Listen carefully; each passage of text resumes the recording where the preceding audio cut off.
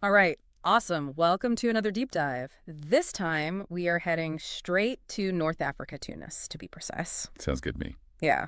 And we're not just dipping our toes in the water here. Our listener is ready for adventure. They've got a hit list of 5 must-see spots. Oh, excellent. Love to hear it. Right. And these aren't just any old tourist traps. We're talking about ancient cities, bustling markets, mosques, art. We're talking about experiences. Our mission, should we choose to accept it, and spoiler alert, Mhm. we do, is to bring those experiences to life. I like the sound of that. Yeah. A mission I can get behind. Right. So, listener, get ready, because we are about to go from a list of names on a page to a vibrant tapestry of history, culture, and maybe even a little adventure. What do you say? You ready to dive in? Absolutely. Let's do this. Awesome. Okay, first up on our whirlwind tour of Tunis, we've got the Medina of Tunis. Of course, yeah. And I know what you're thinking, Medina. Lots of cities have Medinas. But hold on, because this isn't just any Medina. Right. This one comes with a special designation, UNESCO World Heritage Site. Exactly, yeah. And it's not just a title, trust me. To be recognized by UNESCO like that, you've got to be pretty darn special. Right. And you've spent a lot of time exploring the place, right? What is it that makes it so unique, so special, so deserving of that UNESCO title? Okay, so picture this. You enter through these ancient gates, and suddenly you're transported back in time. Mm. I mean, the Medina of Tunis is like this labyrinth of narrow alleyways, winding streets, all these vibrant shops and stalls, the smell of spices, fresh bread, perfumes just hitting you, and the architecture. Over 700 monuments crammed into this relatively small area. You've got mosques, you've got palaces, traditional houses with those beautiful colored doors. You've got this incredible blend of Islamic and Andalusian architecture. Yeah. Centuries of history just oozing out of the walls. It's like stepping into a time capsule, but with like a soundtrack of a bustling marketplace. Exactly. It's alive, it's vibrant, it's a sensory overload in the best way possible. Okay, so Medina of Tunis. Check, that's one for the senses.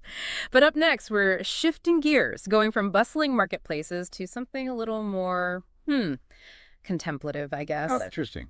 Where are we headed? We're talking about the Bardo National Museum. Ah, excellent choice. Mhm. A must-see in Tunis. Oh, absolutely. And you know why I'm excited about this one?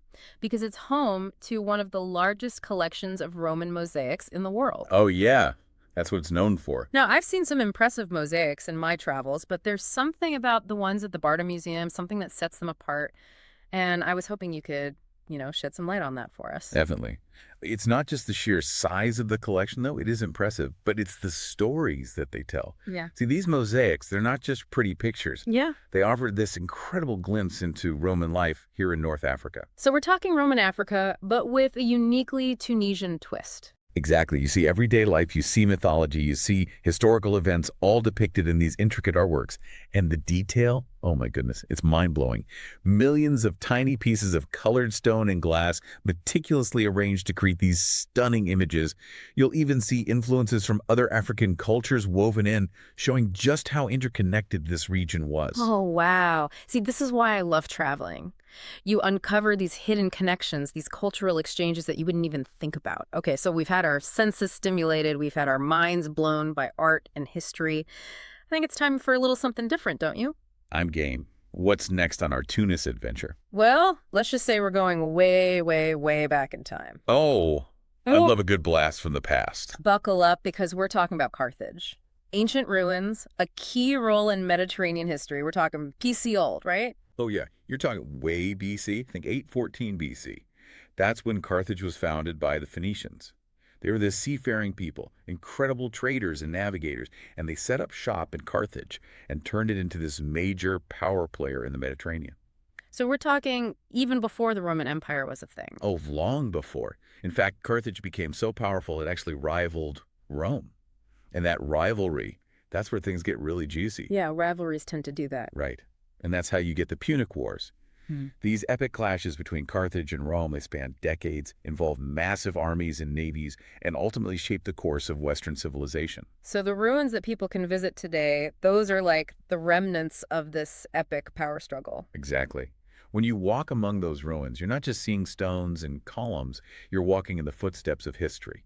It's a powerful feeling, to connect with the past in such a tangible way. It's like you can feel the echoes of those battles, those triumphs and tragedies.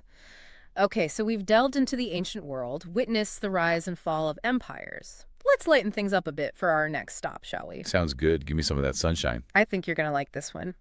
We're heading to Sidi Bou Said, a town so picturesque it almost seems unreal. Ah, Sidi Bou Said. Now you're speaking my language. Am I? Okay, paint us a picture. Imagine this. Whitewashed buildings draped in vibrant bougainvillea. Doors and window frames painted in this brilliant, almost electric blue. Winding cobblestone streets that lead you up, up, up to cafes with stunning views of the Mediterranean Sea.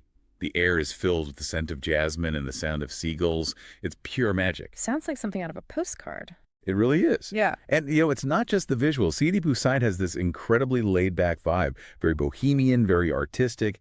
Over the years, it's attracted everyone from painters and writers to musicians and filmmakers, all drawn to its beauty and tranquility. They say the light there is special, that it has this almost ethereal quality that inspires creativity. And honestly, after spending some time there, I totally get it. I think I need to book a flight just to see this light for myself. It sounds incredible. All right, we're on the home stretch of our Tunis adventure, and we're finishing strong because last, but definitely not least, we're visiting the Zitouna Mosque. Ah, the Zitouna Mosque, yes. You saved the best for last. Did I?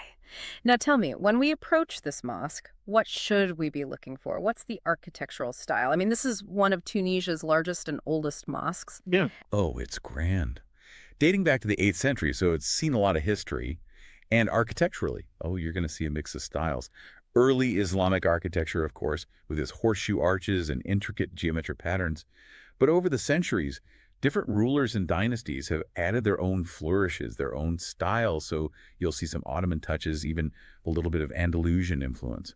It's like this beautiful tapestry of architectural history all woven together. You know, as you're describing all of this, I'm struck by the fact that Tunis is more than just a city. It's like a living museum. Yeah. Layers upon layers of history, culture, art, architecture, all existing in this vibrant tapestry. Absolutely. And what we've covered today, these 5 must-see spots, it's just scratching the surface. Exactly. This is just the beginning of the Tunis adventure.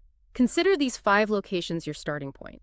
The ancient Medina of Tunis, the captivating Bardo Museum, the historical ruins of Carthage, the picturesque town of Sidi Bou Said, and the grand Zitouna Mosque.